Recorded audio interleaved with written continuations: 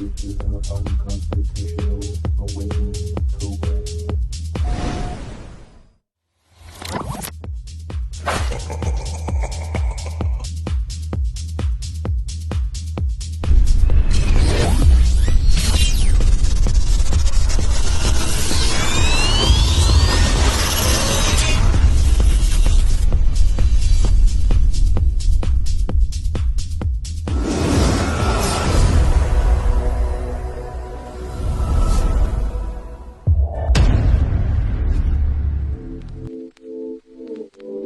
Liftoff will start in T-minus 10 seconds. 10, 9, 8, 7, 6, 5, 4, 3, 2, 1. We have ignition. Brought to you by KD Consulting Redesign.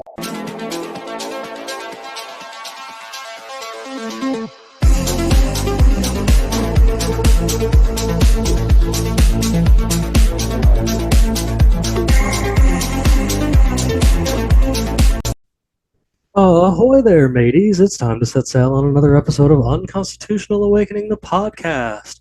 Avashi, as I'm your host, Jim Bob Oval Shorts, and tonight we've got another fantabulous guest from down under, out in there in Australia, my buddy from Missing the Point podcast. I've seen him bouncing around out there on Instagram and the rest of the podcast family that I see and hang out with and love so much over there.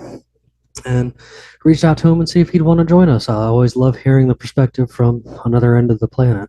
So it's always good with this stuff. And maybe he'll see if he can reinforce that idea that our good friend and partner in Liberty there, Terry from Defeat the Media, see if he's got some of them same interesting theories that Terry has enlightened me to about things like us being on the upside down and not him. And who knows? We'll see where the conversation goes. This is going to be just a general conversation episode. We're going to catch up with this guy and educate you a little bit about him and on his podcast, because I know he's keeping up with the reality of the world and things going on in places like Australia and even here in the States, man. He's got a pretty good following, so if you guys already don't follow him, make sure you hop on over there and follow him.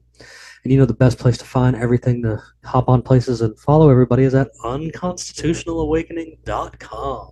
The home for everything Jim Bob Oval Shorts and the rest of his Freedom Pirate crew. You know, I love everybody that we work with over here. The hosts that you see and the people even in the background that help me do things like the Facebook and stuff, which they're people that we've all kind of been niched together since even before the podcast started and whatnot. So I appreciate their assistance and stuff. And you guys can get back to links to find everything to deal with them either in the host section or down there at our social links, places like Captain Conspiracy and the Freedom Pirates over there on Facebook.com. So, but you guys can find episodes and links back to all of the guests that we have here and all of their stuff and even the things we conversate about in each episode in the podcast and more section under Unconstitutional Awakening, the podcast. You can catch up on episodes of the Makes You Think on the Red Pill Project that I'm also on Saturday nights live. There's links to that in there. There's stuff there in there by our host Kel, Bandit, Caitlin, even Luis has got some stuff going on, and I believe Neptune's even got a rant section going on. Ox is working on getting himself a food section, so you guys look forward to that because we want to share some food stuff in there. And of course, you guys know when you get to the homepage of unconstitutionalawakening.com, you can find all the fantabulous things like the links to get back where you can watch us on Rumble, Odyssey, and BitChute. Some episodes do end up on YouTube, but we're trying to avoid the censorship there. That's all there is going on with that. There's also links to get back to listen on all of your favorite podcast apps, as well as check episodes out right there on the website if you guys just want to hang out on the website and listen to it. There's links to get you some sweet Unconstitutional Awakening merch with hats and shirts and flags and all kinds of good stuff, you guys. Go check it out, man. Get yourself something cool. You can also do us a favor and our friends in Liberty a favor and check out the stuff they got going on over there with Kirk Elliott at Peachy Key Creations, Ammo Can Survival, and Brett Pike with Homeschools Connected. These are all great people trying to move move humanity forward in a way alternative from the main system that we're used to, and they're doing a really good job at it, you guys. That's kind of stuff we're looking for, and we're going to keep on promoting stuff like that. Like my new buddy Jason Christoffs, we've had him on the show in the past, but he's working on some stuff with his programs and documentaries he's got coming out, and I'm giving him a one up with this too. So you make sure you check out the link on this episode to get back over there with Jason Christoffs and his stuff. We appreciate each and every one of you so much, and we can't thank you enough for all of the stuff we got going on. We've hit 10,000 listens, 10,000 views on all apps visually, and we've even got a couple episodes that are hitting in the 10,000 mark. So we do appreciate you guys, and each and every one of you, and all the feedback we're getting and stuff from you guys. That's what keeps us going and keeps us going on. So. Well, I know if you made it through this long, you're planning on staying for the entire show. So I say let's just jump into things and get this show on the road. So how is everyone doing this afternoon in my neck of the woods? I know it's early in the morning over there for you, Drew. Yeah, just got up, had my coffee, and I'm ready to go. Well, I do appreciate you getting up so early and making time to join us, man. It's very appreciative to all of us when somebody from outside of the country decides to make some special time for us. So, right on with that, man. And I found you from hanging out with a bunch of the other what I'm calling the podcast family now, like on Instagram, because there's so many different podcasts I'm connecting with up there, and I seen you hanging out in the comment sections and stuff like that. I was like, you know what? This has got to be another guy I get on, because he likes to have those conversations about the weird shit going on this planet. I think Instagram's the only place to get to at the moment where you can be with like-minded people. Oh, speaking of podcast family, it's like I changed my Instagram around not too long ago, and I put the podcast title in my bio, and every single day it seems like a podcast will get a hold of me and like, hey man, let's connect, let's hook up, let's swap ideas. It's like it'll be one podcast will get a hold of another small podcast, and they'll share thoughts, and it's great that way, man, because you really can't do that's not a thing on Facebook. And I just now recently found that is a huge thing on Instagram. All the podcasts, the smaller podcasts, will get together and share ideas. Yeah, dude. Yeah, it's like the 100th monkey, isn't it? Well, I mean, hey, but I think it's great because we're actually building a community up anyway, because all of us like-minded folks are able to have these great conversations with each other, and I think we're really making some progress towards things, because I hear more and more people talking about some of these great ideas and talking to some fantabulous people with these awesome ideas. And just before we hit the record button, Luis asked a really good question, and I asked him to ask the question again. Yeah. So Luis, let's just get back to that, man. So we have lived through a strange time where science is kind of skewed. So you live in a place that lives a lot of extremes. So how's your view of global warming and the science around it? Personally, I think global warming or global climate change is real, but it's not man-made induced. I come from the perspective that it's natural cycles that ebb and flow through time over a great distance and span of time.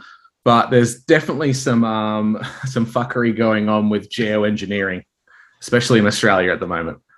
We're living through a spring that's essentially an extended winter, and it doesn't look like we'll have a summer. So it's like a climate shift. I think it's more like a climate shift than a climate change, because you're right. It does go in like every few thousands of years. North Pole, the magnetic North Pole is shifting right now. Yeah, it's got that wobble. It definitely goes in ebbs and flows from what I'm looking at. And for the longest time, I would look at David Dubine and Ice Age Farmer and look at global cooling as being probably more of a direction that the world's going in, opposed to global warming. But yeah, climate change is definitely real, but whether it's induced by man, I think that's hotly contested still. Well, that's why they use the word change. Yeah, you can't fight the word change, because when the Earth stopped warming, they were like, "God dang it, we can't say the Earth is warming anymore." This goes back to money at it. let's throw some people's tax money in it. It'll go away. It'll stop changing. They've been trying to tell you that for a long time, but this always goes back to a book that I've referenced on here several times, and I've even done an entire episode about on the Red Pill Project called The Adam and Eve Story. That was a classified CIA book that talks about exactly this. Every few thousand years, there's literally a climate shift because of things like the poles and such shifting, like the one rushing, like you said, Bandit, the one rushing towards Russia right now, and such. And with the shift of that, logically speaking, of course, there's going to be shifts in where the climate's going. I'm a firm believer in these ancient maps that show Antarctica unfrozen. So they were unfrozen at a time because there was a shift, and that was a habitable area. That's probably why there is tons of things underneath the ice that we don't understand. Well, to go into that, Jimbo, you look at what Scandinavia was when it was the Viking invasion of Europe and into Great Britain. People have this skewed historical view that it was an icy cold tundra and they had to go to raid to survive. It's simply not true. They were growing wine vineyards in Norway and Sweden, and you need a temperate climate zone to do that. So the coldness of the north is a relatively new thing. They were able to go out into the world because they were well stocked and provisioned to do so. The little ice age that occurred a few hundred years ago that also coincides with the plague, the bubonic plague. So it's interesting that the bubonic plague happened around the same period that the little ice age happened, and also the crop yields died, and that's also the rise of absinthe because all the wine vineyards died. Because of the climate change was so drastic that there was no wine production, and then absinthe came into play. And then because it was somewhat hallucinogenic in relation to long-term use, it's the wormwood. People are like, oh, if you drink it once, I'm like, you have to drink it for multiple days. it develops in your system, and then you kind of start getting the effects of it.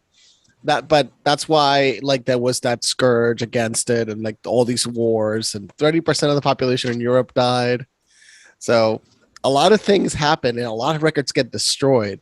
So our notion of even time itself has some error corrections, like you're saying. Like there might have been some errors, and also the Vikings.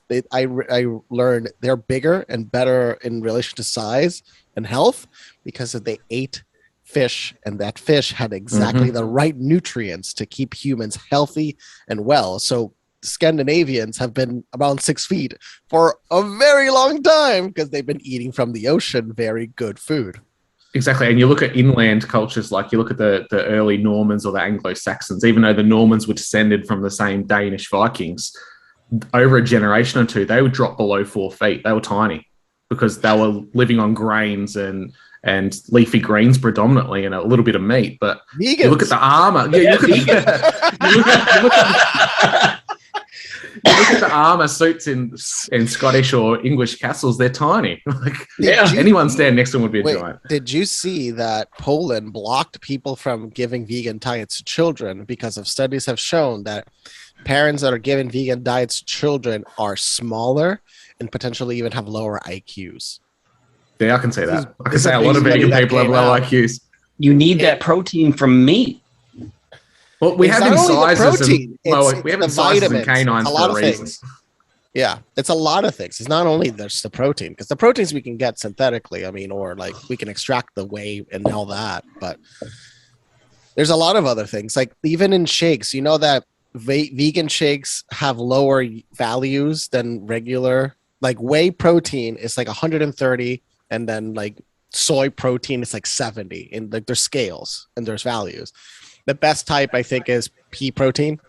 That's like 80 something to 90, but still the values are garbage for soy and other types of proteins. But see, the soy protein, you get a bonus of that. You grow some man boobies at the same time. Yeah. Well, they have shown that there was the time at the beginning of or during the pandemic here, the whatever you want to call it, grocery stores had started to thin out on the shelves. And every grocery store photo they showed where the plant-based meat products and the fake vegan food, those areas of the shelves were still full, and everything else had been taken. So it just shows it's like people would rather starve than eat that stuff. Yeah, we were paying $12 a head of lettuce at one point because of the food shortages, and people still weren't touching that shit. Yeah. I mean, what Unreal. the real, I would say, if there's any climate issue or global issue, I would say it's fishing. Because at least you have your friends in China overfishing everywhere. Is there fish issues or fish yield problems in Australia that you've even heard about? Not that I noticed. We're in the southern end of Australia, so our fisheries are pretty well stocked. I go out fishing with my dad. He's got a boat, and we're not too far away from the coast, and we don't see any issues. But I can definitely see it at the top end near Indonesia and those South Sea, China Sea areas where it's just overfished to the max. There's definitely big issues up there. That's pretty interesting. That just the span of the island, there's still such good fish, and I guess a lot of people worry about them migrating and such. But I guess you guys are doing fine down there. I bet it's beautiful out there fishing in some of that ocean. I could just imagine that would be. Sorry, that's me sitting here thinking about that. I just thought that was pretty awesome. I got to give you that. Yeah, it's really good down here. Very good. Yeah, because our buddy Terry, he lives up in the city side, he's up in the northern end of the country, and the poor guy, he's been drugged through it when it comes to a lot of the things up there. And you made mention earlier about not even being able to go to the beach during the whole nonsense and drones out there. No, we as a country, we had a curfew system put in place that we didn't even have during wartime. So As soon as it hit, I think it was 9 o'clock at night from memory, you couldn't leave the house. And cops were patrolling streets, helicopters, on famous beaches around the state where people would go out and watch sunrises. They had drones with a speaker on there saying curfew is in effect, leave the beach, you cannot watch the sunrise, sunrises are illegal. A state premier would get up each morning and give his fear porn address of how many deaths there were and how selfish people are if they left the house after a certain time. Because COVID just knows to come out at the right time. Yeah. And it won't come out. Won't come out at night. How do you see now? Obviously, the policies were absolutely unnecessary, but how does everybody around you feel? I think there's a lot of Stockholm syndrome. Looking back at the data now, and it's very evident, our state, out of any place in the world, locked down the hardest and had the most strictest measures, and we have the highest death count of COVID in the entire country. So it had no effect at all, no impact. And all it did was the science showed it was never going to have an impact. Exactly. Yeah, there's a reason why that was never a policy. This is the fun part. Neither for masking or for the shots. The shots didn't prevent anything. The masking, unless you wore the mask how you're supposed to, and it's actually just for sick people, it wasn't going to do anything. No, because most people never wear it properly. So let's start off with that. Children, that was just damaging their brains. That was just plain stupid, and it was ignorance on an extreme that baffled. What were educators around your what were people saying around you? I am a government school teacher, unfortunately. I'm in that system. I'm a rare white buffalo that I'm a traditional straight male who has to put up with all the left-wing shit now. In our state, we had a really stupid system that just defied logic that I argued at every turn, where when masks were introduced, teachers didn't have to wear them when they were actively teaching. So I never wore one. I refused to wear one because I was always teaching. And only students from grade 3 upwards had to wear masks, but anyone below that age didn't have to. It's like COVID. The only thing that just made sense. Wow, one thing. It knew not to go near the little kids. Grade, of course, they're going to be doing this and they're going to touch themselves. But even kids above third grade, it's in their pocket all day. It's got microbes and bacteria on it. They'll never wash them when they go home. They'll wear the same. They get sicker. They statistically will get sicker. This will get them sick and give them very bad diseases. So I lost account 17 for that exact statement, Luis. I just want you to... Facebook account number 17 was lost to that exact statement. What? Wearing this mask is just going to make you sicker. Well, anecdotally, my observations are, and I keep an eye on the kids who did wear masks throughout it and occasionally still do wear masks, they are constantly getting sick still. They'll get the sniffles, they'll get cold. The ones that never wore a mask, that are rubbing their nose and touching themselves, they're fine. Surprise. Well, now if you notice, here in the States, the governors would do the individual governors of the states would get on Twitter and do their little COVID update. Make sure you get the shot, how many, cases we have. Get all your masks, get your N95s. Now they have gone back to saying, hey, this year the flu is on the rise. Make sure you go get your flu shot. I'm like, oh, wait, the flu returned? Wait, are we back to doing the flu? But back. We have school districts here that are completely shut down because so many kids are out with a combination of flu, strep, and RSV. Where I live, almost our entire school district is completely shut down for a few days leading up to Thanksgiving break because they said so many kids, a third of my daughter's middle school, which a third is a couple hundred students, are out with a mixture of flu/strep. It's ridiculous now. And it's not just like, I've noticed this is not like the regular whatever thing going around. This is something that's been brewing for a few years. Yeah. Let me entertain a crazy idea for you guys. I haven't been sick the entire time. My wife has supposedly had COVID in air quotes. I didn't catch it. We slept in the same bed, all that kind of stuff. Never caught it. You probably caught it asymptomatically, which is that is a real version. You can catch it and have no symptoms. I'm in the mindset now where I'm entertaining the idea that it actually doesn't exist. Well, it's a crazy idea, but let me entertain you with this one. During the height of COVID, every school in my state was given a HEPA filter, every classroom. Now, we know modern day electronics, they're all Bluetooth enabled and have all these crazy connections, right? Every single one of these things has a Bluetooth connection and was set up in a classroom. It has a 5G signal. I'm not saying that 5G is COVID at all, but I find it really interesting that all these things were put in classrooms when kids started to get sick. An anecdotal analogy for me is every teacher who had that thing turned on all the fucking time got COVID. Mine just wasn't turned on each day and I'm fine. You had it off? This, that's interesting. That's it's amazing. not my fault. The cleaners kept switching it off. I had no idea about it.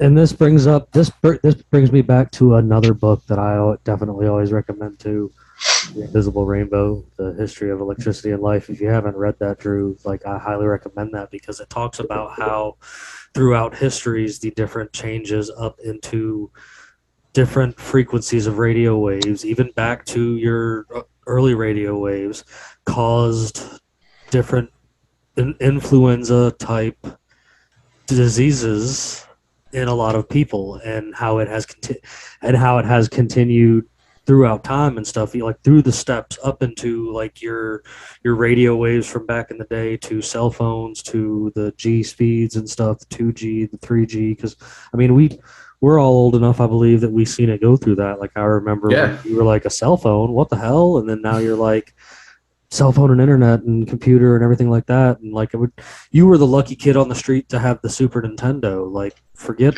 having a damn computer in the house. Right? It is. So that's the thing. We are learning constantly that we have a complex system that encompasses what is the human being, right? We have limited comprehension of what truly radio waves could potentially do to us because we are beings of frequency. And I say that because I, at least even from my brother studying this subject, we've discussed this too. He studied at least with the effects of 4G, and he was just told me, never have your phone next to your head. Yeah.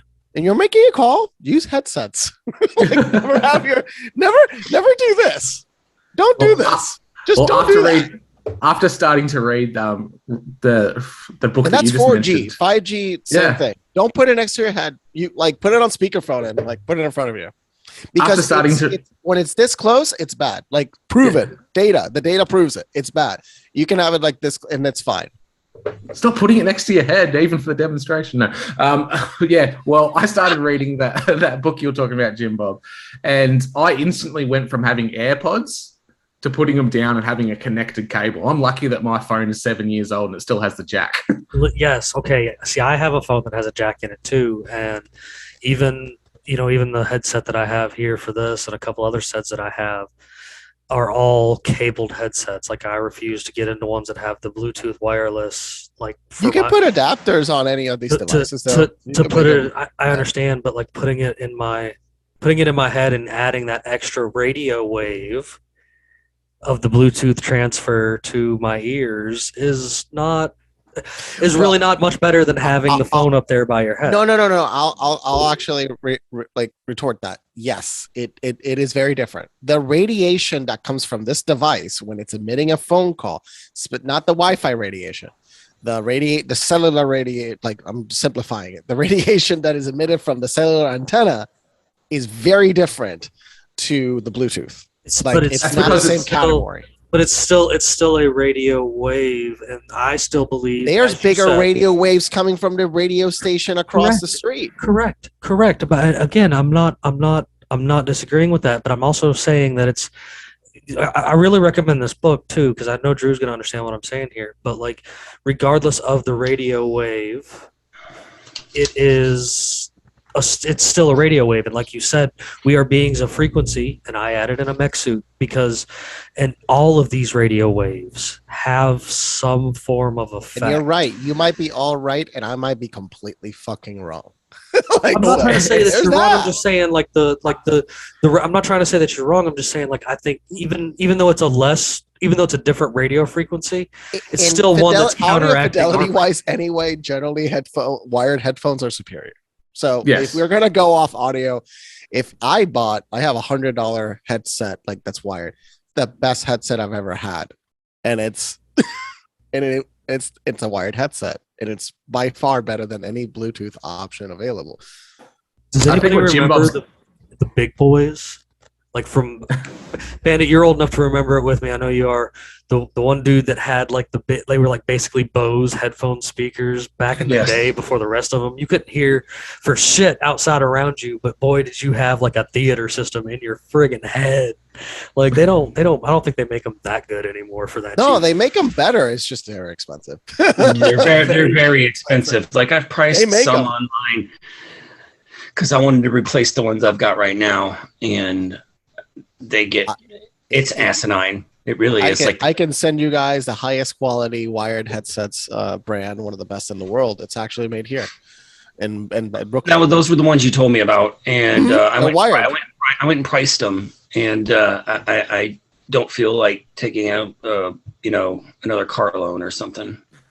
I mean, if you look at the $900 ones, I get you. Or the ones that are $36,000, or Oh.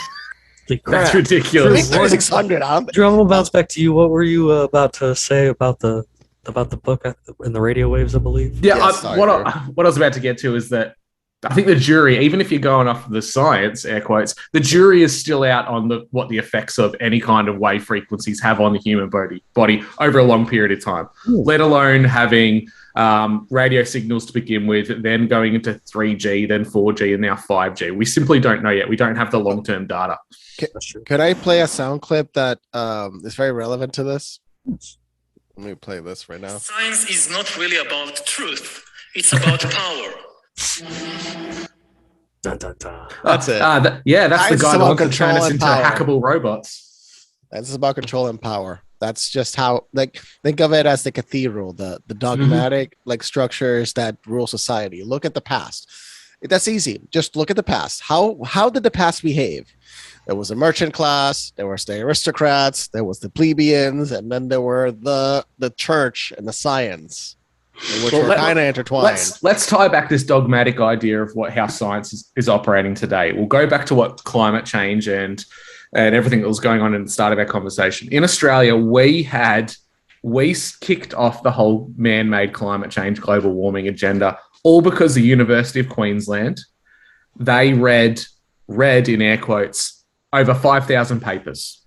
And under their conclusions, by reading those papers, they determined that man-made global warming was a real thing. The problem is there was one scientist and 3 little like secretaries, and all they did was read the title of each paper. And that's what the whole science is based on now. I would love to see this baseline. Oh my God, this is so good. This is so good. There was a video. There was a video that came out, and I do believe it was an Australian scientist that said the way they are doing college students now, the way science is functioning now, that it all has to be peer-reviewed. And peer-reviewed studies are garbage because everything significant to science since, well, the beginning has come from the fringe of science, has come from the people that were looked at as crazy. And now they have paid people to write as, you know, they're not those crazed people from the fringe, but just to get it peer reviewed. And everything peer reviewed can be bought and paid for. Yes, science advances one death at a time, doesn't it? And you look at science. Science isn't magically void of politics or someone's own views about the world. If they see a title that suggests that, I don't know, let's say white heterosexual men have the greatest impact on global warming, someone who's probably left aligned is going to pick that up and read it and give it their peer-reviewed thumbs up. Well, there's also the manipulation of the how you read it. So the I think it's the Secretary of the medicine in Florida. I forgot the correct title. Sorry. He was the one that was refuting a lot of the data in the United States and was advising the state, hey, don't follow the policies of the federal government. He was breaking down the fake values that were used in studies. So what they were doing was saying, oh, it's 10%, it's 20%. But what they were doing is actually manipulating the expression by actually just comparing one value next to the other value instead of the totality of values. So that manipulation of data is so drastic and so much, it's shown everywhere, all over the data. Meaning, so we have a 30% efficacy. Wait, so 30% between these two values is not 30%, it's 3 or 2. So those manipulational tactics of expressions, manipulation by math, lying with statistics. Yeah, I was just going to say the exact same thing. Yeah, that book expresses that trick.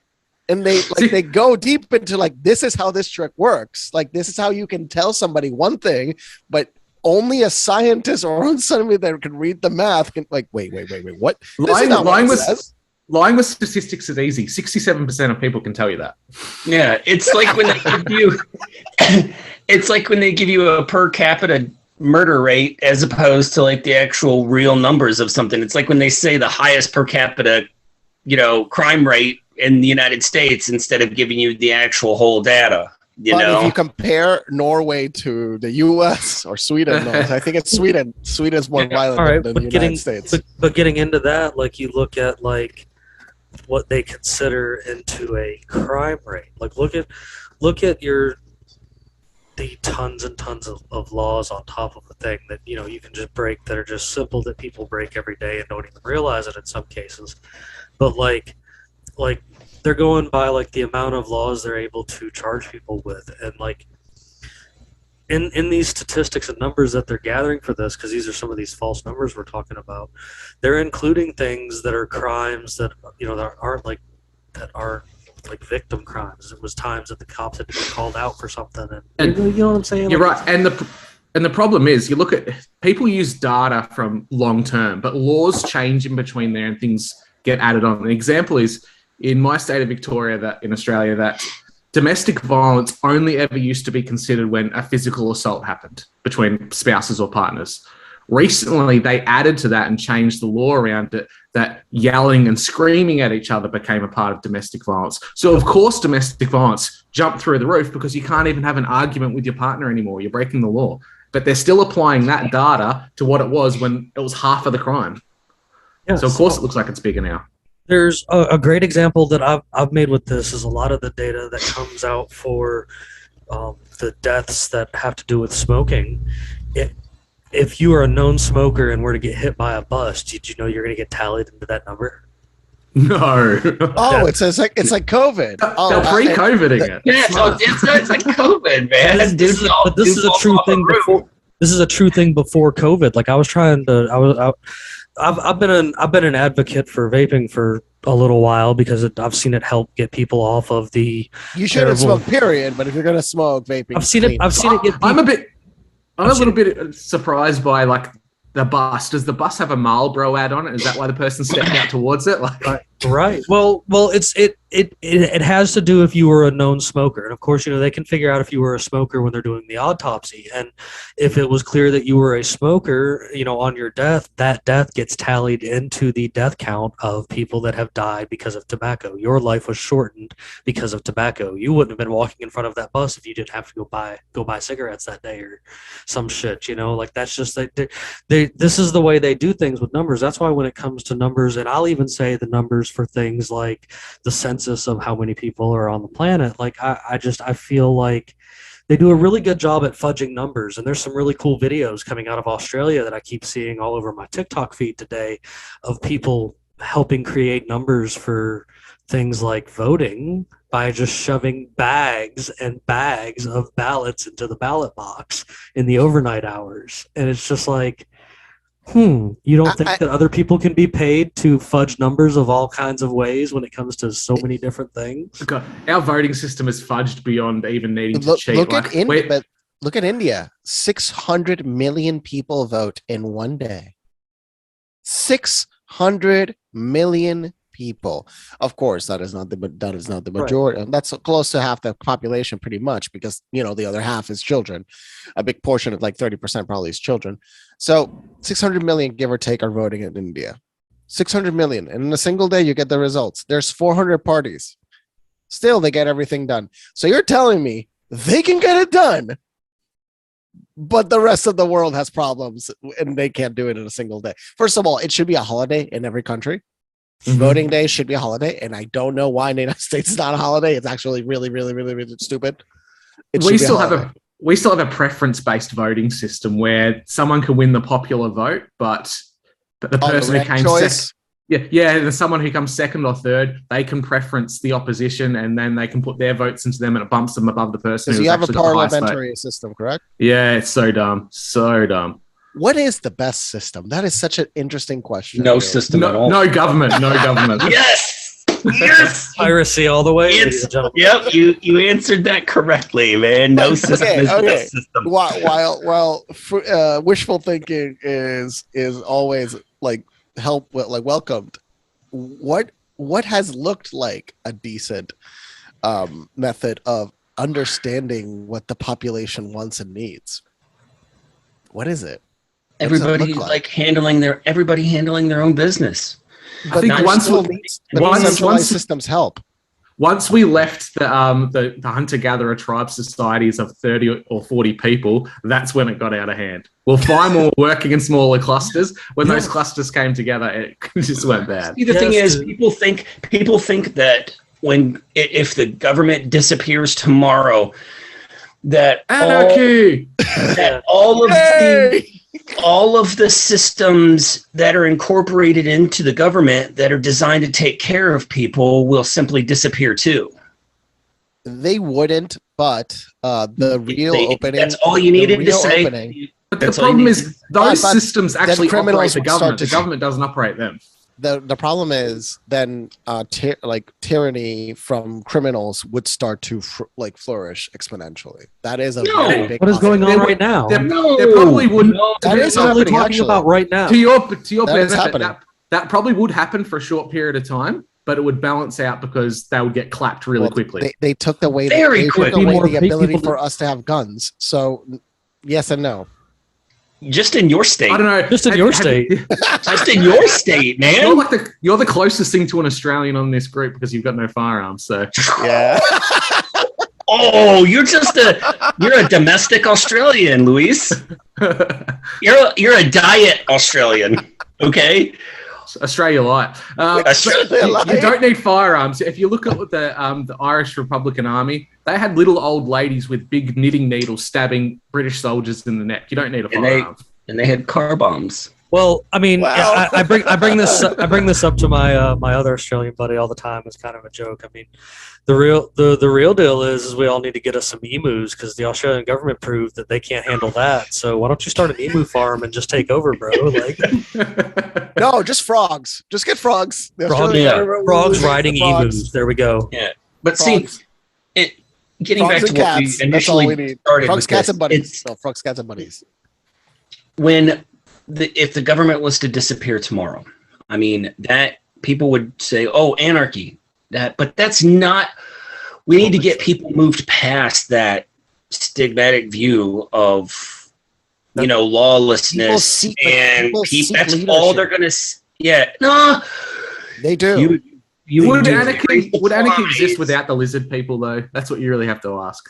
If the lizard people are gone, would there really be anarchy? I think But we don't know who's who Oh, yet, dude. oh, We don't have the oh, glasses. we know Or who would the it be lizard like the people are, Simpsons where we're Luis. walking- Yeah, that's not difficult to. Okay.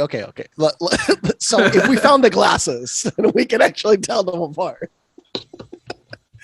then we could definitely have a civilized counterpoint. I haven't found. You don't I need the haven't- glasses for some of them. The skin is falling off their face. Yeah, That's also old people. Come on. exactly. Well, I mean, What are you there's- saying, man? Okay. I think Bandit has dreams of there being a boomer remover anyway. So like, I mean, they robbed us of the nuclear age and affordable housing. That is I valid. mean, the dirty fucking hippies, that generation that are now the drawing Social Security, and I don't care how bad people look at me for that, is that they robbed us because they voted for everything they could, no matter the long-term negativity of it. They voted for everything that would lower their taxes and make it good for them, regardless of the generations to come. But you have to also look at the perspective that they weren't as educated and they didn't have as much access to information as you did. Lead poisoning is a motherfucker too, man. They played the card of, oh, my parents were in the war. Oh my God. so hard. and then all right, the one argument that I'll give that I will in a semi way give to him, and that's just because my grandmother was actually there for it, was when the government sent soldiers to college to shoot some of them because they were protesting against the war. Like, I mean, the government was showing its teeth then, and I think that's when some of their parents stepped up and started doing something instead of. Well, the government here sent police to shoot people for protesting, so pretty much the same thing. Oh yeah, they'll shoot you for protesting down there real quick too. You can't escape that aspect of the government, man. No matter where you go in the world, they will shoot you for protesting. But I'm saying though, I think that's where a lot of them have their fear and conformity at, because they were like, oh crap, they are going to come and kill us. But like I think that's when I really think that's when their parents, like their generation of parents, should have been the quiet generation. That's the quiet generation. The front fucking door. You need to slow down. We just fought wars for you and shit. Like, you know what I'm saying? Like that. And they survived the Great Depression. They did. Well, they were the ones that survived the Great Depression, and I think they were the ones. They just basically kept their mouths shut and just went along with everything. Gave up the gold. The children, FDR. You had the children come along in the free love decades. Well, that was an interesting time because that's when MK Ultra started to go on overdrive. Oh, full fucking swing, man, with LSD. And it not only in the United States. I don't know if you've heard, Drew, but we experimented on several people in several places. There was a town we dosed in France. We dosed a whole fucking town in France. I can't remember the city, but we dosed an entire town in France with LSD. That didn't go well at all. And a legit thing to think about. I'm not kidding about this when I say lead poison generation. The paint, gasoline, pencils, the real lead in the pencils, the lead in the paint. They had lead in their silverware. They had lead in the gasoline. Everything. There you go. Oh, you guys didn't know? It's real. Yeah, it's completely real. It's real. I'm not making shit up when I talk. The town is the inhabitants of Point Saint Esprit. Southeast of France in 1951.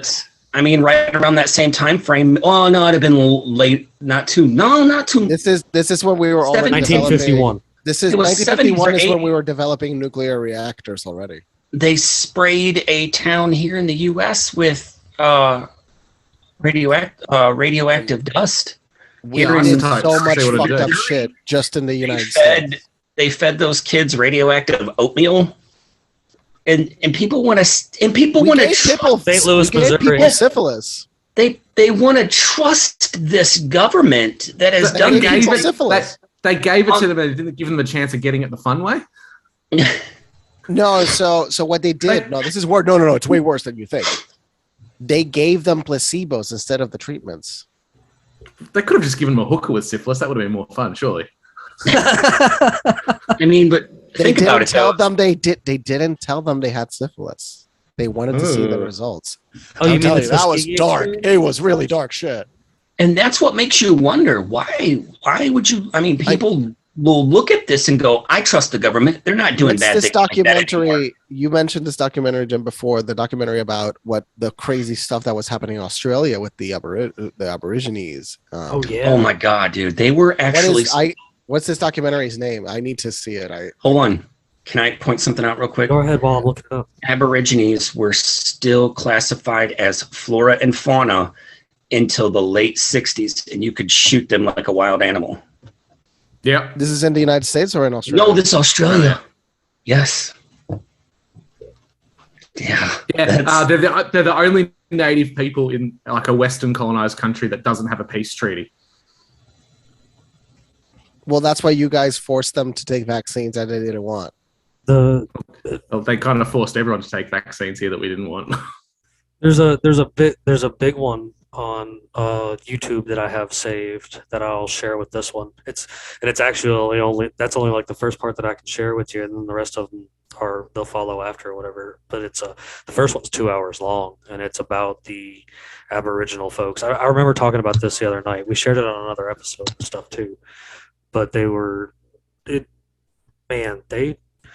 it came to doing things down there, man, they treated the Australian folk, especially the Aboriginal ones, with some heavy hands. And a lot of people also seem to forget that Australia, much like America, was started as like a prison colony too, from England and such, as far as like, hey, we're going to ship people down there and just forget about them. Yeah, that was the biggest problem. Australia, we only had one free colony in Australia, and that became the state of South Australia. The rest of our states were prison colonies, and I think that kind of set the catalyst that the main majority of people here were either the military police or convicts, like brutal, hard people who were away and they bored out of aggressive people and violence. Yeah, and if you've been shipped off to the other side of the world and you're suddenly freed as a convict, and the only way you can survive is taking out someone who lives nearby, and you don't have the education or the social skills to make connections with Indigenous people, that's probably the situation that both of them were put in, that they were going to fight each other. Yeah. Oh, absolutely. We have a saying in Australia, it's called Buckley's chance. If you've got Buckley's chance of something happening, you've got no chance. And that's named after an Irish convict who escaped a penal colony. And he fled off into the bush, and he ended up marrying into an Aboriginal tribe and had kids with them. Later on, the governor of the colony captured him and wanted to use him to broker a peace treaty. And it ended up resulting in his entire tribe being massacred and wiped out. That's why we've got the saying of there's no chance of it happening. Buckley's chance. Why today, the 21st century, is there no peace treaty between the Aborigines, like leaders and the representatives, and the Australian government? Why don't they have representation? It's a bit of a contentious issue at the moment, where we're going through there's a national referendum coming up where it's a vote of whether Aboriginal people should be represented in the Constitution. And there's two schools of thought on it. Aboriginals are already Australians. They're the first Australians. They have a rich history of this country, and we're sharing the land with them. The other side of it is, if you're preferencing one race over the rest of Australians, it's not race. God damn it, I hate those people that say that. No, but it's talking to you. And that's the other school of thought, is whether you have one other race getting preferential representation in the Constitution, whether it's this equal opportunity amongst all Australians. So that's the current argument that's going on. That is such a bullshit argument. Such a load of shit. The counter argument is such a load of shit. I think here's like a third wild card argument is why do the people of the Australian government that existed after these Aboriginals even get to have a say so if those people want to be involved or not? Why don't we ask them? Like, you know what I'm saying? Like, I feel they're making decisions based on their preference instead of the preference of the people. They don't want to have politically motivated. Politically motivated. There's big issues. We have over 1,000 Aboriginal nations in our country. If you look up the Aboriginal nation map, you'll see the current continent of Australia broken up into just thousands of tribes. What's the population size of that collective estimated populations? It's gone up in recent years, which is considered to be people lying on government documents to get special access to funds, but it's a low percentage, like 3% of the population or less. Okay. And the problem is our nations of our First Nations people, they all spoke different languages. A lot of them were constantly fighting with one another, and there's no singular language. Like you look at our cousins across the ditch in New Zealand, Maori is one collective language. And in their education system, in their schools, every kid learns Maori. It's a very strong part of their culture. In Australia, it's a very hard thing to implement because you can have multiple clans or tribes within a state vying for, I want my language taught because my language is more important than yours. They've got the same idea where they're butting heads against each other for dominance still. Do you know how many of those languages have written elements? None. It's a completely oral language. So much is lost forever now. It's just been what's passed down through generations, and a lot of it's been lost to time now.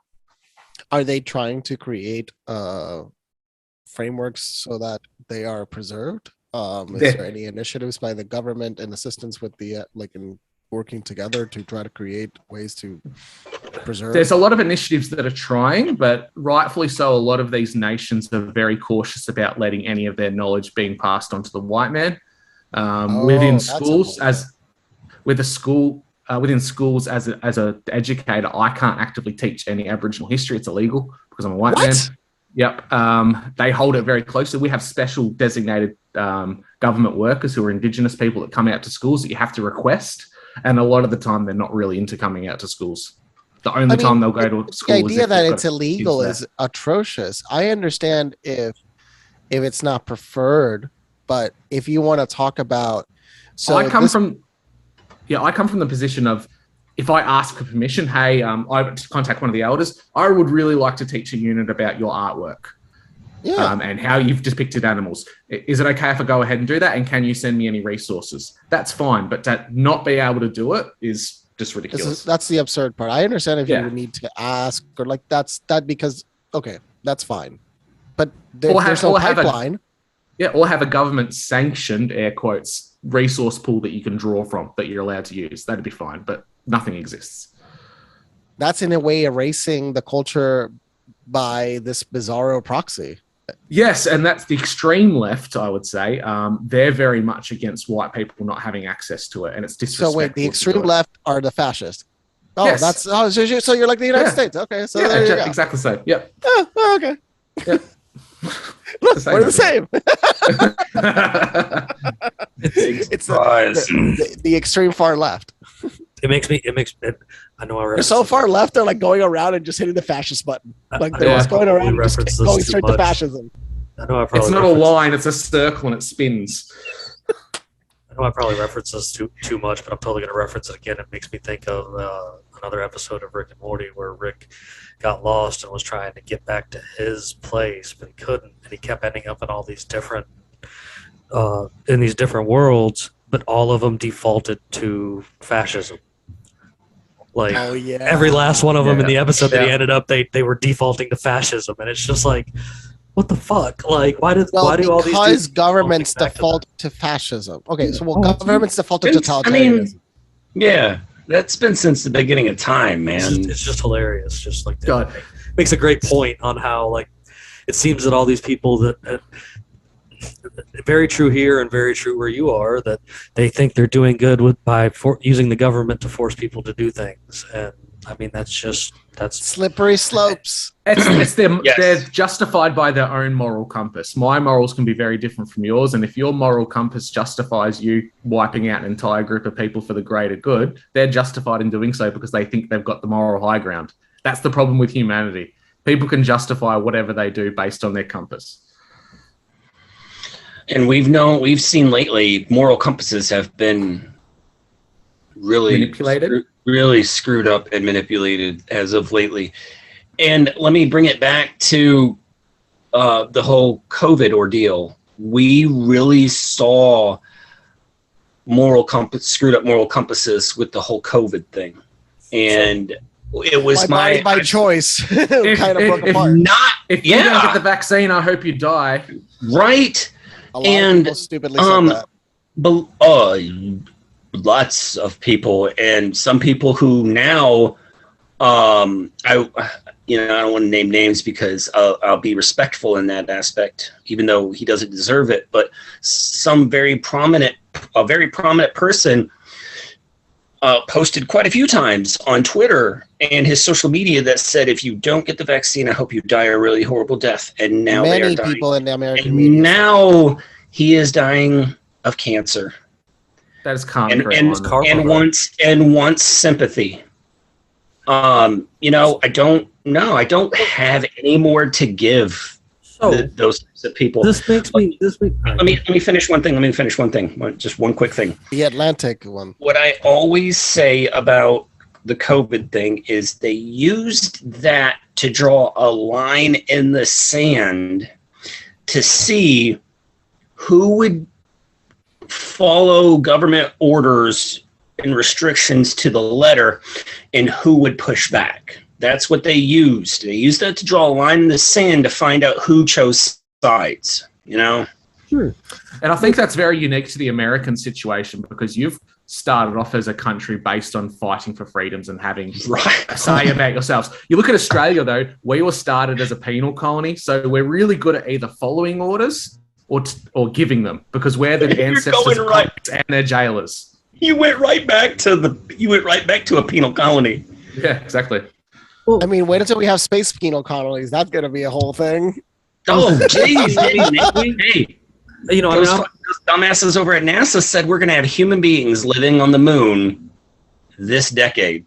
And everyone in the comments was like, guys, we can barely afford to live on Earth. Yeah. Space is gay. Why don't we live on the bottom of the ocean like Sequest? That's right. Oh, Sequest, bro. Right? I can get with that. So for sure. Well, that's also happening actually already. The Until we find Cthulhu and we're all fucked. Let's declare. Oh my God, who did that image? Oh no. That was this was one of our unseen admins over there on Captain Conspiracy and the Freedom Pirates on Facebook. He's a good friend. I was quoting this article. He was a close friend of mine, and this is his handiwork. I think he did a good job, and he said he already had. That's Shooter, right? That's Shooter McGavin. Yeah, he lives up in North Georgia and comes down and hangs out with me when he comes out of the woods from making shine every now and then. Okay, show the other one, the wood chipper one. I forgot. No, but that's related to an article from the Atlantic that was saying, "Hey, we made mistakes," but a lot of doctors very early on, and we're talking a month in from the vaccine, they were like, yeah, this shit's not working. This shit's having side effects. What's going on? You're not getting amnesty. I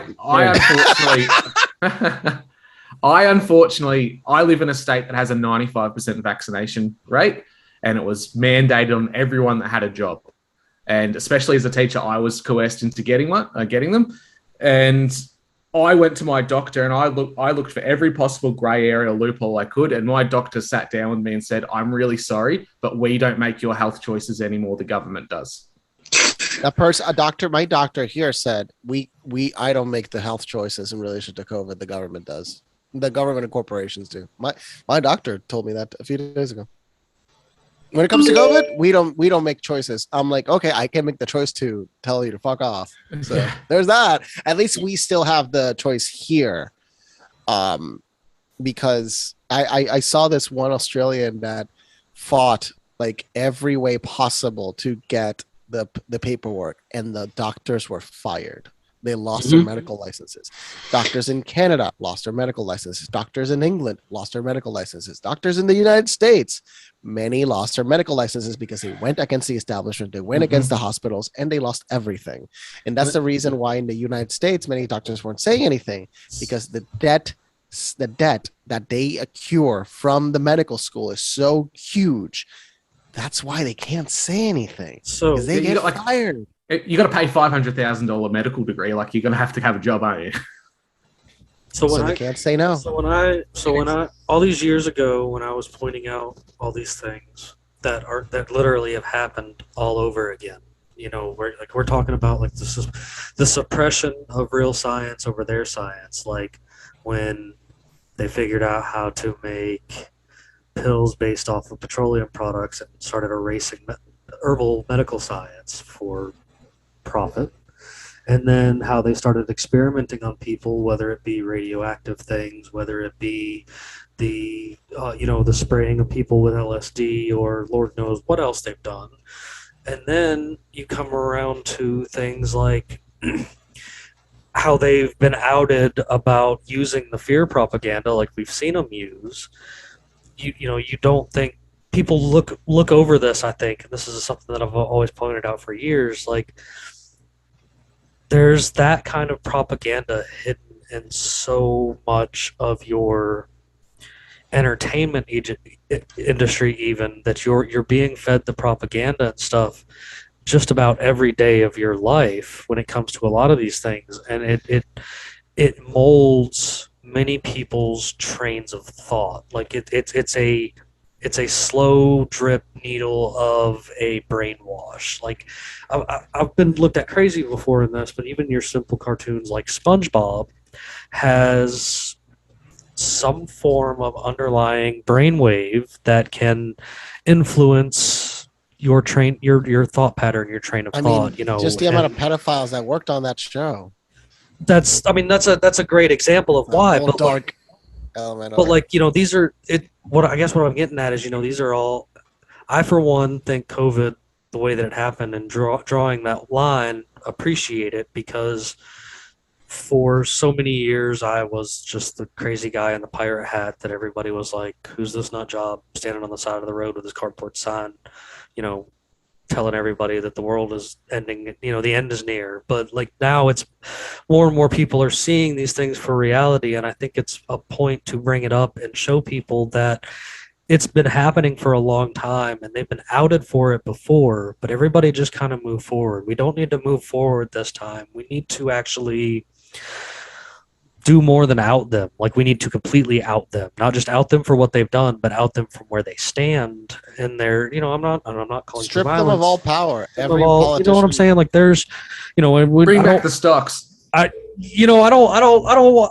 There's things, I have ideas like Mr. Chippy, don't get me wrong. And there's this other idea that me and Bandit have been tossing around about how I would like to have true cotton again. So we should make politicians go out and work the cotton fields. But that's a whole different subject for a whole different episode, of course. But like, I'm in the position of, we really need to invest more into rocketry science. So let's launch the first rocket into the sun, and we can stack it with people who, it's a testing ground. If they come back, well, I love this. Send them to Venus. And at the same time, we can prove flat Earth true or false at the same time, because either they'll hit the sun and explode, or they'll that whole thing, right? Find out if find out if we're actually the geocentric universe that's a simulation, or find out if we are something flying through space or some shit like that. Ticks so many boxes. Different ways to look at it. One really funny thing there were a few people talking about was the speed of light could be the limits of how fast it all can be rendered. Whoa, that's true. Look at you go faster than the speed of light, you break the render speed. So that's like missing 411, where someone who goes out by themselves into the wilderness, the simulation is trying to render so much of the environment around them that can't catch up, and the person disappears because that's the simulation correcting the fault. Oh, stop that! Why did you have to break? No, because it's already pre-rendered. Pre-rendered. But it's like playing. Sasquatch explained that better than that. Like I would Remember playing more Sasquatch before I believe that the forest. Remember playing GTA where you'd run and eventually like the scenes in front of you. Would it hasn't rendered yet. Yeah, but there or you you go. there we you go. get- That's it. or you get lag killed. Oh my god, I remember getting lag killed in Modern Dude, Warfare I got 2. lag killed Yes. on Modern Warfare 2 just 2 weeks ago. Oh, Yep. here's a mind fuck for you. Here's the latest little theory I've been coming up with. People always argue whether we're the playable characters and everyone else around us is an NPC. What if we're not either of those and the people who are awake to things are errors in the code and we can't get out no matter what? Yeah, I can totally see that.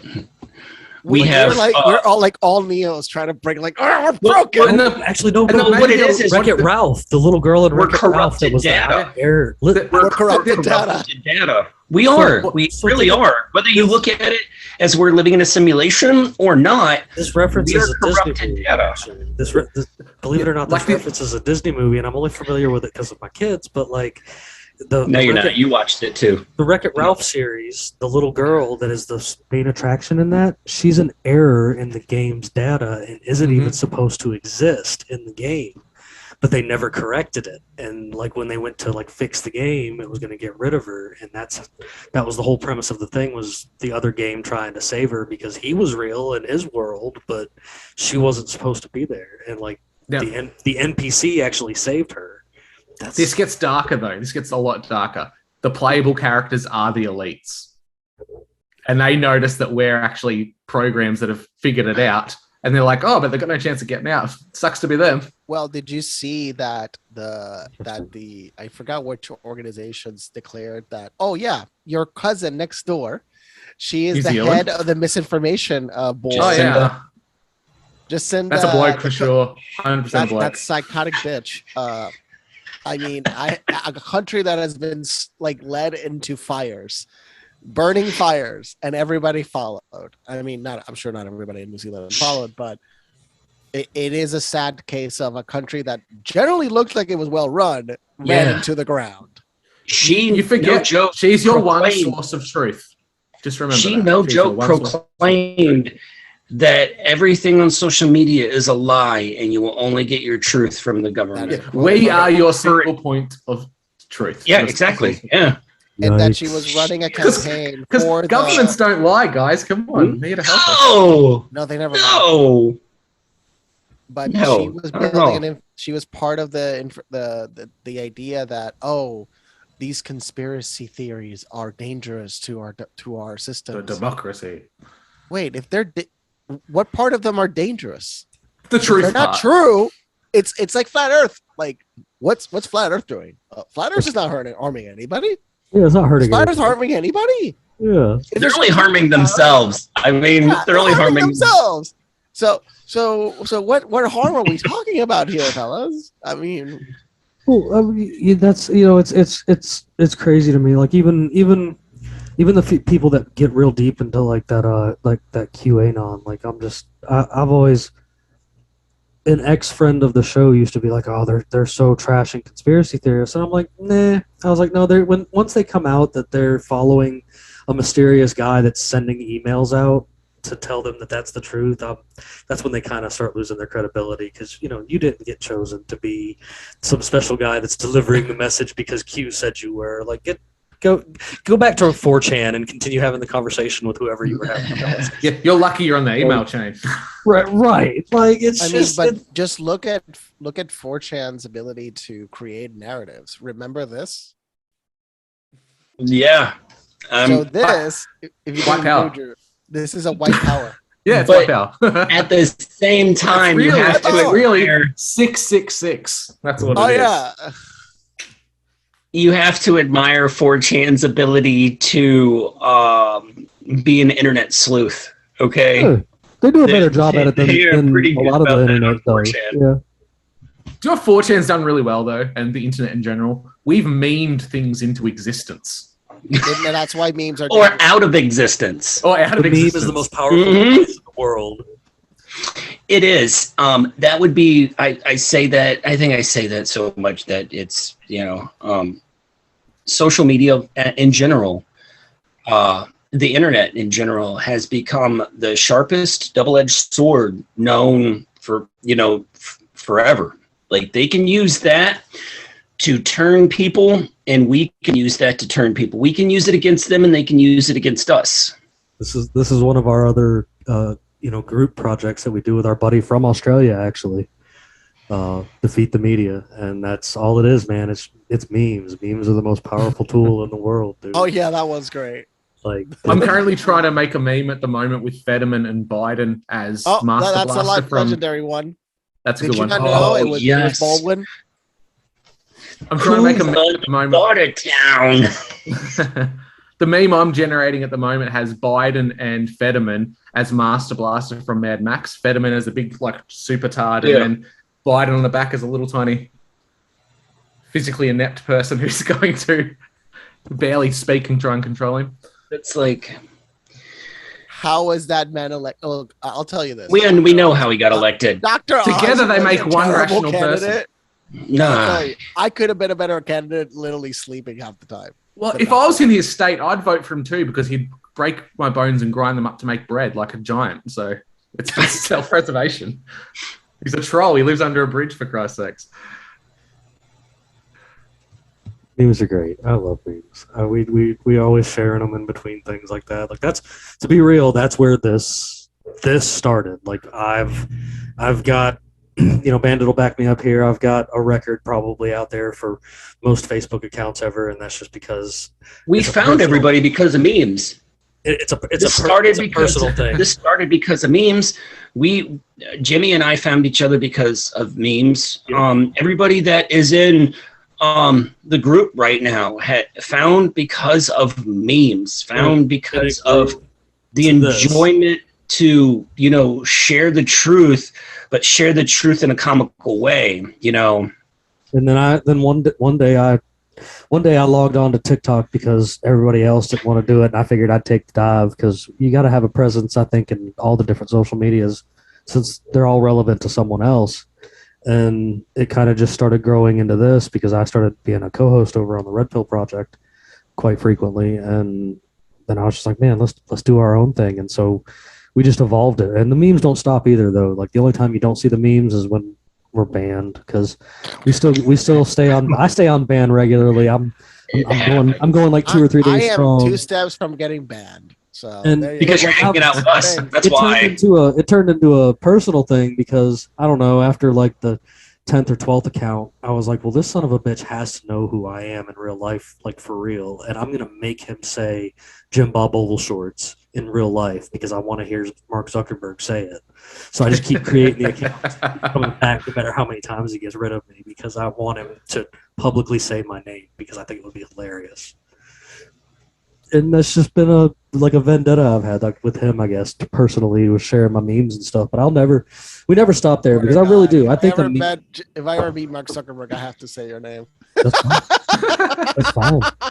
But I mean, if I think the meme has done more for waking people up in general, not woke, but waking people up, like, because there's so much information in your little 6x5 inch screen or whatever of the, what I'm saying, that you're seeing of this little picture. And I've seen it change so many things, and I think it still keeps doing its job every day. I mean, hell, we made Jeffrey Epstein didn't kill himself so damn popular on the internet with memes that they locked everybody down for COVID, and now here we are today. So it's. But Cuba, would you rather have memes, or would you rather fly in on a rope through Zuckerberg's window with a cutlass?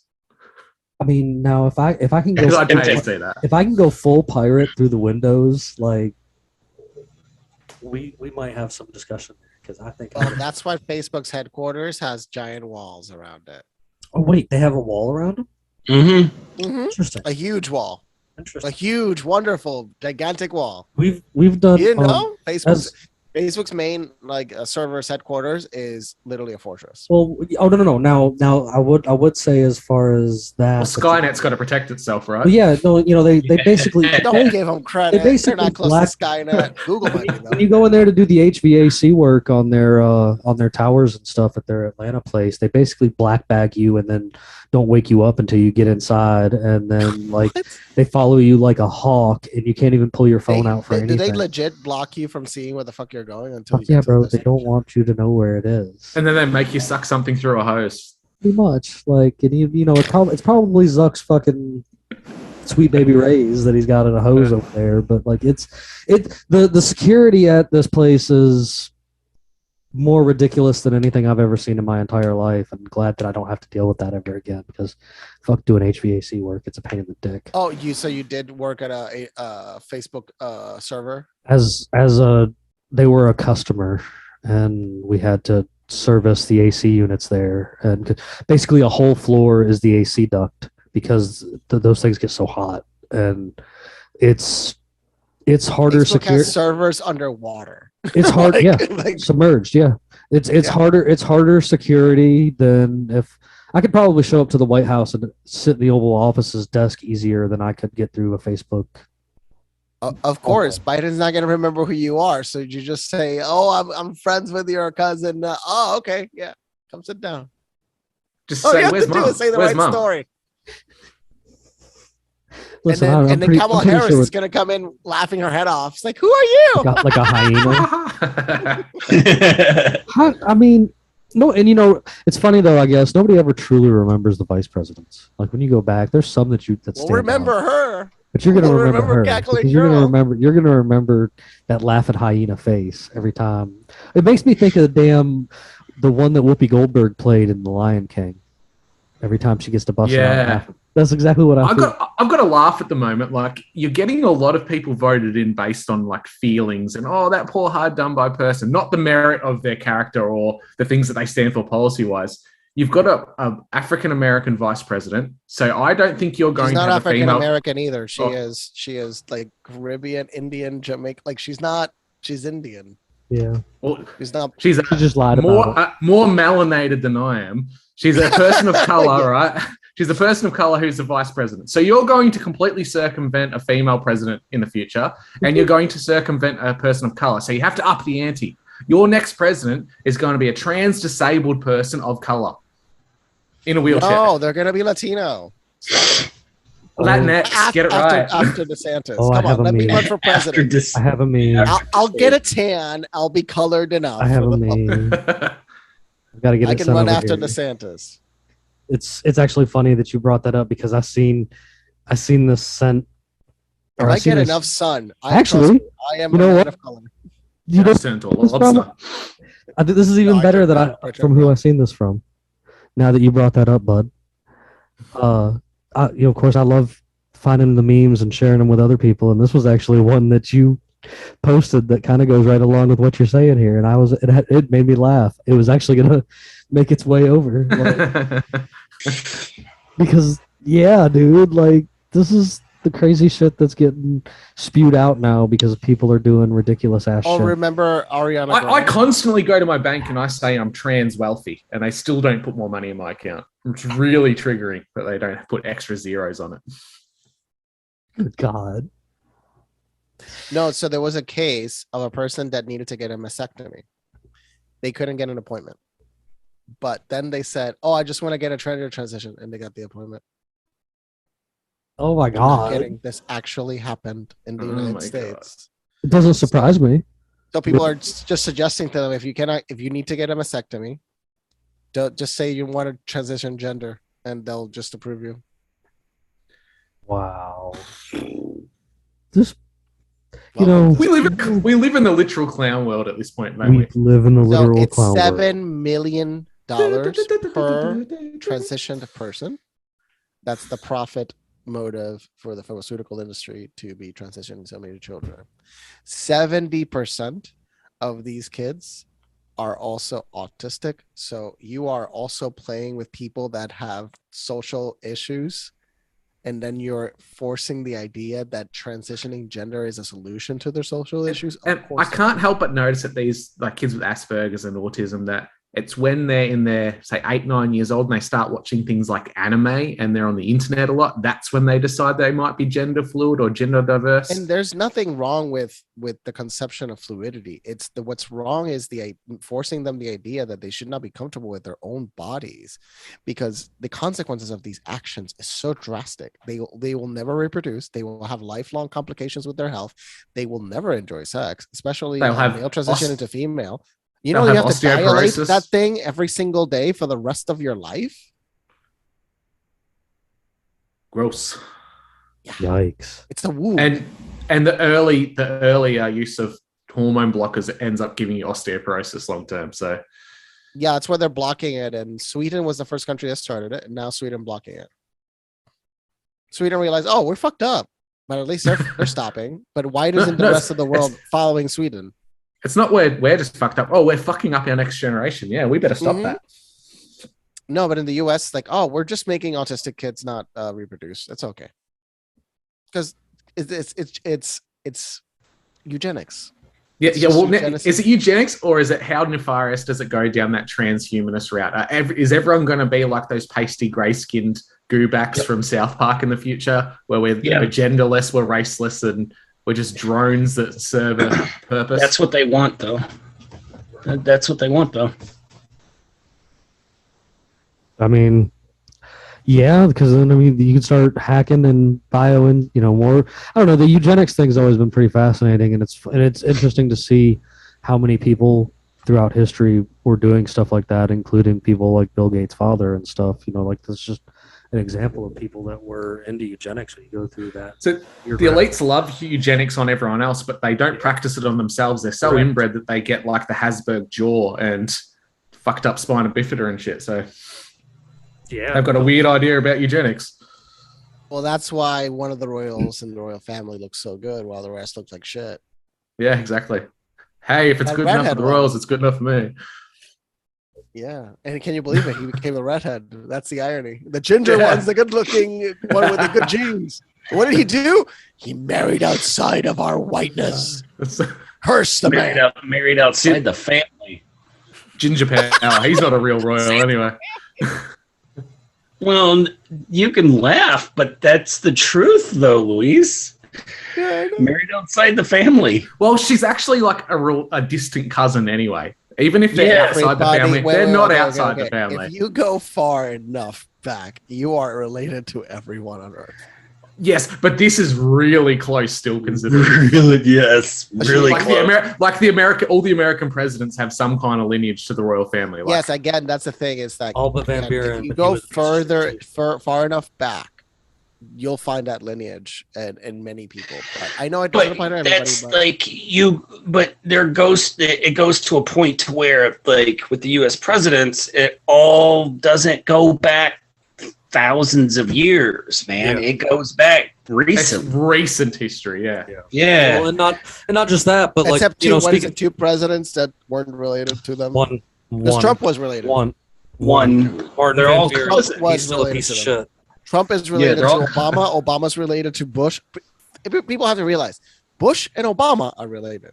Yeah. Oh, yeah. No. We're talking about these inbreds and stuff, and I've always found it funny that you can mention some of the people lost deep in the woods of Appalachia that they've really found that are super inbred, and that's totally where those royals are headed if they keep doing their first cousins and their sister. Well, they're already eating people, so it's like the hills have eyes, but with more money.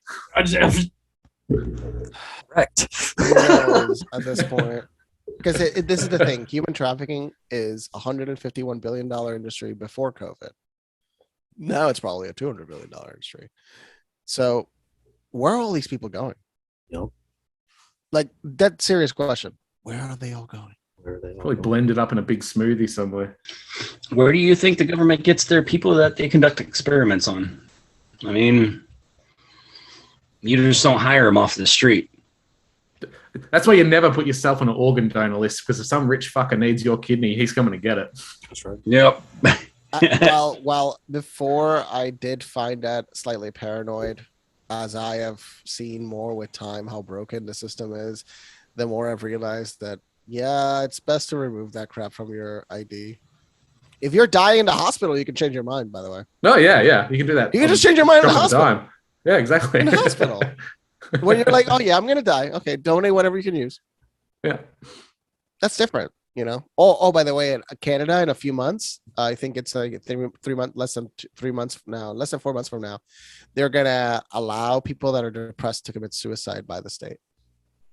Well, I think that's already been in effect in some provinces in Canada for a while now. Yeah, No, but that's now it's already gonna be coming in. all nationwide in Canada. Yeah. That if you're And- depressed, you can get suicide by the state. It applies to kids without consent from parents too. Whoa. Welcome to this beautiful future. The death panels are coming. Bill Gates just said it in the Oh, World Economic Forum. Canada. Well, don't they Gates just have talked like about the suicide pods in Sweden? It's like fucking Well, Futurama, isn't it? Okay, so I think it's in Switzerland. And the thing is, you still need to do a lot of paperwork, and you need to go through psych evaluation. The governments over there, they don't just let you die. It's usually you're going through something like you have something that's literally killing you inside, or like pain or something like that. Terminal pain, yeah. Mm-hmm. So Or there's a terminal reason illness. for it. You cannot just go over there and get assisted suicide from the state. It's not a 25-cent coin. Oregon Top of a has it pot deal. legalized. but I am, Yeah, I am, That's I am Canada, for, though. I am for That is like, Canada. legal suicide should exist. Yeah, I am for Mhm. that, but it should have very high threshold, Yes, very high it. standards. very high standards. That's it. But yes, there should be options for people to calmly leave this Whereas here in America, if they catch you failing it, they're just going to lock you in a cage because they think that's the best thing to do for it. There's a lot of people that want to leave, but they don't want to leave by their hands. Yeah. And look, honestly, if that's your choice, that's your choice. It's not the best Sure. choice. No, I've I don't know, when you get into like some, and I'm not advocating for it or anything like that, but when you get into like some weird aspects of spirituality and stuff, it even tells you they just don't want to kill themselves. They want to Mhm. die. They're- They That's believe the whole point. they're suicide they talk will about how not they're- allow them into the afterlife of whatever. It's actually But not even where I was assisted going. suicide is what Yeah. it Well, is. here we go. Can I jump in here, Jim Bob? Yeah. That committing suicide is only a recent addition to the Abrahamic religion doctrine. Yes. That Yes, there was that's a where I group going. called the Thuggee that would operate in between India, Pakistan, and the Middle East, where they would actively go out and antagonize people to the point where they would kill them, so that they could circumvent the whole idea of I haven't committed suicide, someone else killed me. And they had to do that because prior to it, people were killing themselves in droves because they were going into the afterlife where everything would be fantastic and God would be there to love you. And Well, the church had to go, well, we're losing a lot of people here. Better slow it down. That's an okay, interesting. that's- Could you but send that's- me more information on that? I'd like to read more. Yeah, I'll about find it. Yeah. That's Yeah, where that'd that's be where I really was going. Is me and my wife were talking That's about where the this word other thug night, came from.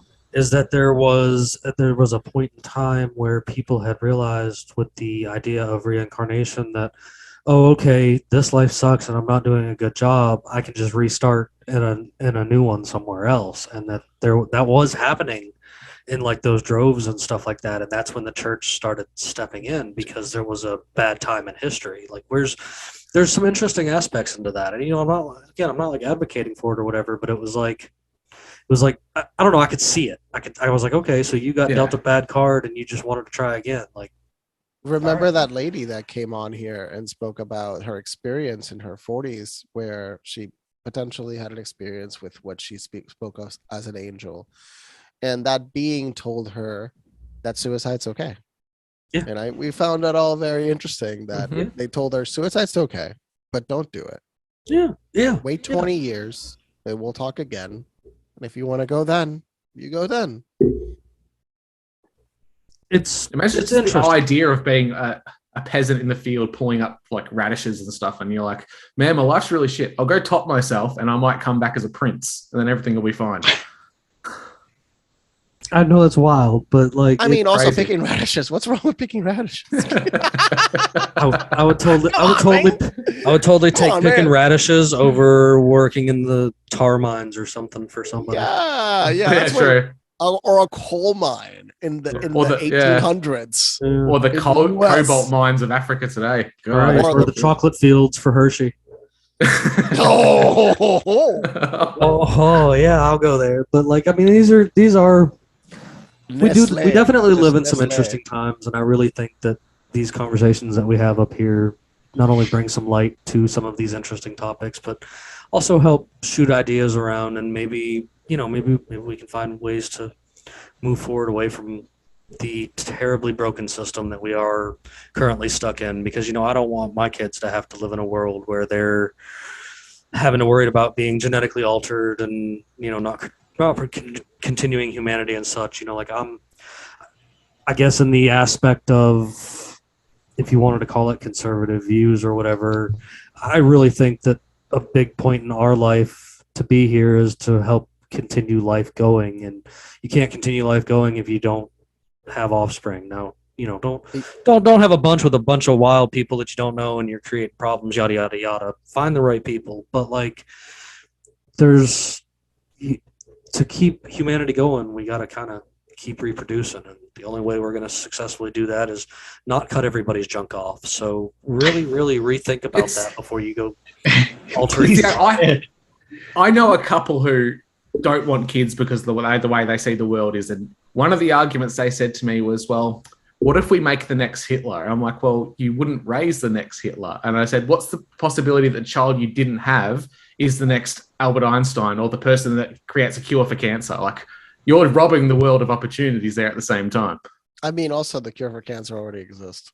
But... I mean, yeah, they've just suppressed it. Might be the person who lifts the trademark off it. That's right. There he is.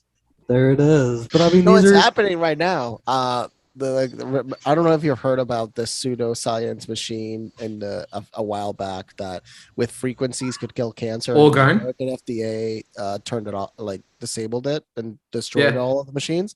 So there's now modern studies showing frequencies killing cancer. Yeah, it's the orgone device by Wilhelm Reich. Yeah, and way back, me and Bandit. Now there's modern versions of it happening. Yeah, so I'm like, yeah, wait, course, so maybe they weren't wrong. And me and Bandit actually had a lady on one afternoon that she has made her own frequency device that she sells off her website. You can find over there at unconstitutionalawakening.com on the episode. And she made her own frequency device that has been helping. It's helped her and helped a bunch of other people. Those things are definitely real. This goes all the way back to what we were talking about at the beginning of the show, being beings of frequency hanging outside of a meat mech. And, there's definitely some truth to that.